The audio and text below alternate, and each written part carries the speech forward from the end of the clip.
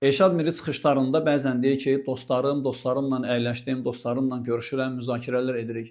Mən buradan sizə sual vermək istəyirəm. Elşad Mirinin dostları, necə deyərlər, bir müsəlman olaraq, sizi də müsəlman hesab edərək sizə sual verirəm ki, mən bilirəm ki, siz görürsünüz, hər gün biz bu adama cavablar veririk və cavablarımız da adamın öz səsi ilədir.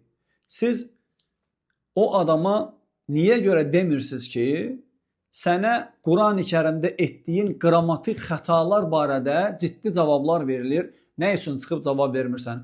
Xüsusilə söz vermişdi ki, əgər mənə kimsə çıxıb cavab versə, göstərsə ki, mən burada xəta eləmişəm, mən çıxıb bəyan eləyəcəm, tövbə edəcəm, deyəcəm ki, Allah razı olsun, mənə öyrətdiniz. Yəni bunu ona deyə bilmirsiniz. Yəni yoxdur sizin aranızda bir nəfər ona desin ki, çıx cavab ver. Əgər ədalətli adamsansa sözünü yerinə yetir.